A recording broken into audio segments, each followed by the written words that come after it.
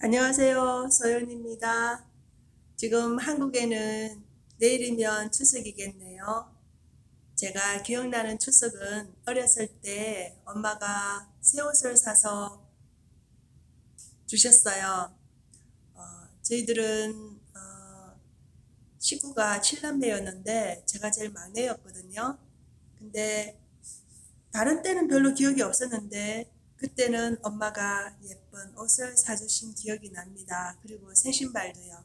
그래서 그날 저녁에는 이쁘게 옷을 접어서 제 머리 위에 올려놓고 설레이는 마음으로 추석을 맞이한 기억이 생각납니다. 그리고 그날 맞이한 그 아침, 추석날 아침에 먹었던 제사상에 올라왔던 음식들도 지금 그때 먹었던 맛이 생생하게 기억이 나는데요. 맛있었던 사과랑 그때 사과 맛이랑 지금 사과 맛은 비교할 수가 없습니다. 그리고 배도 물이 많았고 너무 맛있었고요. 그리고 또 오징어 간장에 이렇게 졸여서 나왔던 음식도 기억나고, 그리고 저희들은 경상도 사람들은 또 상어 고기를 또 제사상에 올렸었거든요. 그리고 곶감이랑 여러 가지, 제사 끝날 때까지 기다렸던 그거 먹고 싶어가지고 그런 기억이 나는데 그때가 엊그제 같습니다.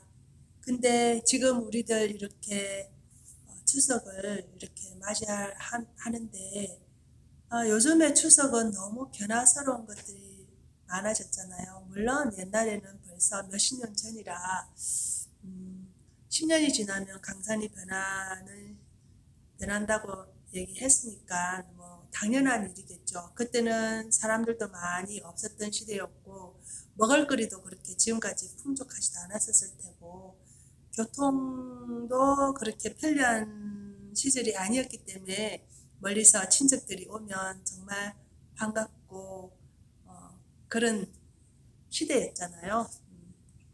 근데 지금은 언제든지 보고 싶으면 가서 볼 수 있고 그 풍성한 음식에 그 추석의 원래 의미가 그 농사를 잘 끝낸 농부들이 이제 그 풍성한 음식을 수확한 음식을 조상님에게도 바치고 감사의 표시도 하면서 가족들이랑 만나서 맛있는 음식을 먹으면서 대화도 할 수 있는 그런 명절로 알고 있는데요. 지금은 이제는 해외로 여행을 가는 분들이 많이 보이고, 그리고 제사도 그렇게 간단하게도 할 분들은 오히려 하지도 않는 그런 분들도 나오는 것 같고요. 그리고 요즘은 또 가족들이 만났다 하더라도 금방 헤어지고 또 그렇게 대화할 거리도 별로 많이 없어진 시대인 것 같습니다. 어, 거기에 스마트폰이 큰 역할을 하고 있죠. 어, 스마트폰이 요즘은 정말 얼마 안 돼서 이런 스마트폰이 나왔는데 너무 신기하고 신통방통해요. 이 속에 모든 정보와 뉴스와 배움과 소통이 있으니 어찌 사랑하지 않을 수가 있겠습니까? 그러니 가족들과의 그 소통이 대화가 그렇게 단절되는 거는 뭐 이해가 되는 부분이죠. 물론 가족들 중에서도 만나서 서로 잘 지내는 가족들도 있습니다. 그렇지만 이제 대체적으로 요즘 보여지는 그런 명절 문화가 이렇게 빨리 바뀌어가고 있는 추세인 것 같습니다. 그래서 이제는 옛날에는 그런 시대였고 지금은 모든 것들을 다 할 수 있는 시대고 요즘은 이제 꼭 그런 농사를 해서 얻는 결실도 있겠지만 나날이 요즘은 어, 다른 데서도 뭐 예를 들어서 뭐 자동차, 자동차도 생산되죠. 뭐 반도체도 생산이 되죠. 여러 가지 우리들이 결실을 맺는 그 부분들이 많아졌기 때문에 그런 그 의미도 좀 많이 좀 희석된 것 같고요. 근데 이제 조금 여기에서 문제가 되는 부분은 요즘은 이제 1인 시대 혼자 밥 먹고 혼자 생활하고 혼자 모든 것들을 하는 시대가 되었어요. 그러다 보니 사람들과의 관계가 좀 매끄럽지가 않은 부분들이 이제 좀 나오는 것 같아요. 그럼에도 불구하고 명절이라고 해서 가족들과 시간을 어, 보내는데 스마트폰이 있다 보니까 뭐 이렇게 같이 시간도 어떻게 하다 보면 금방 하루가 지나가 버리고 혼자 있어도 전혀 불편함이 없고 오히려 더 즐길 수 있는 시대, 그런 시대에 이런 명절날을 어떻게 지내는 게 좋은 건지, 어, 가족들이랑 모인다고 해서 이렇게 가기도 싫은데 가는 자리는 안 만드는 게 좋다고 합니다. 왜 그러냐면 이렇게 가서 이렇게 서로 스트레스도 받고 불편하고 이런 상처가 되는 말을 들었을 때 본인이 이렇게 그 세포에도 이렇게 나쁜 악 영향을 끼치고요. 정신적인 에너지와 그리고 또 영혼에도 멍이 들 수가 있다고 합니다. 그렇게 되면 그런 것들이 쌓이면 그리고 자기 구실을 못하게 되고요. 또 결국에는 인생에도 또 인생에도 안 좋은 일이 벌어질 수가 있고 또 아주 크게는 죽어서도 한이 맺힐 수가 있다고 합니다. 우리가 이렇게 이 말이 굉장히 중요하잖아요. 저도 말이 얼마나 상대한테 안 좋은 악 영향을 끼친다는 것을 저도 해서 상대가 힘들어 한다는 것을 경험했고요. 그리고 저도 또 다른 사람이 저한테 본인은 아무렇지도 않게 얘기했지만 저한테는 크게 마음에 상처가 되는 경험을 했습니다. 그랬을 때 우리가 오래간만에 또 이렇게 명절에 만나서 득점은 별로 많이 없잖아요. 대화할 거리도 별로 많이 없고요.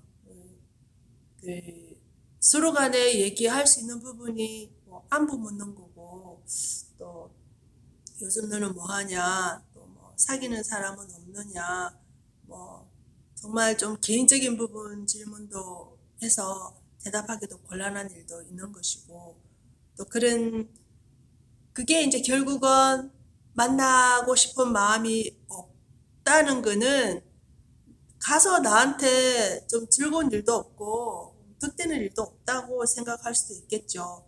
괜히 더 불편하고 그런 느낌이 드니까 사람들이 그냥 편하게 아예 가족들과 멀지도 않고 또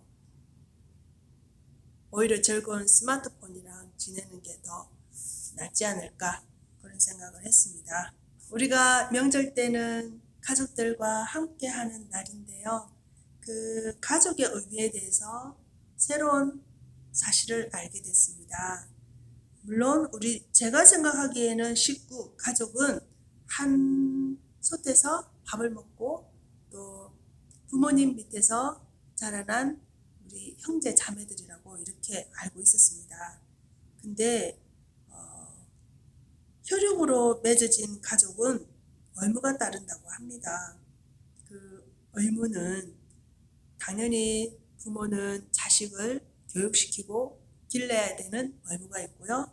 그게는 성년인 21살까지 그렇게 해야 되고 또 언니랑 오빠는 동생을 위해서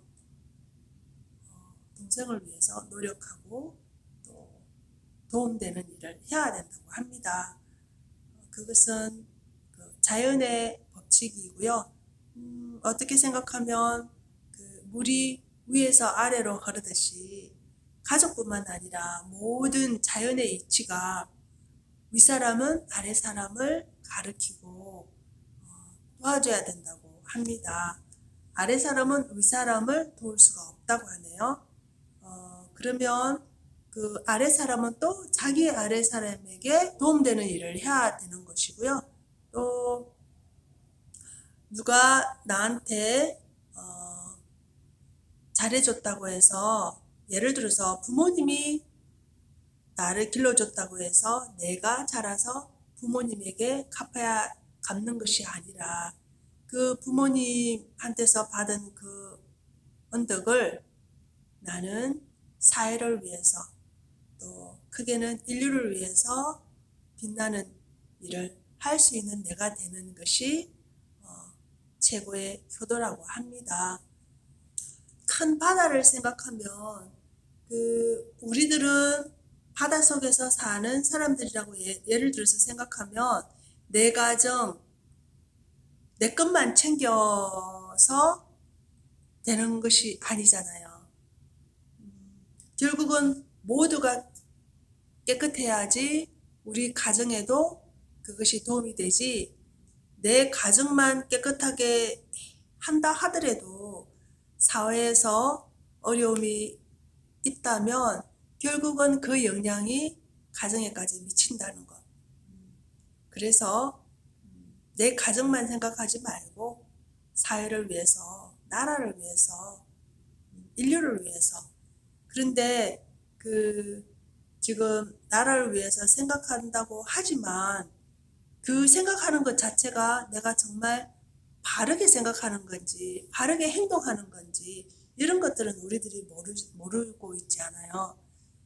내가 생각해서 옳다고 생각했는데 나중에 보니까 그것이 오히려 사회를 해하고 있다는 것, 이런 것들을 진정 더 알아보고 공부를 해야 될 것 같다고 생각을 했습니다. 이제는 옛날 과거의 그런 습에 매이시지 마시고 2019년 맞이하는 추석, 무엇보다도 내가 즐겁고 신나고 행복한 시간 가질 수 있는 한가위 되시길 바랍니다. 감사합니다.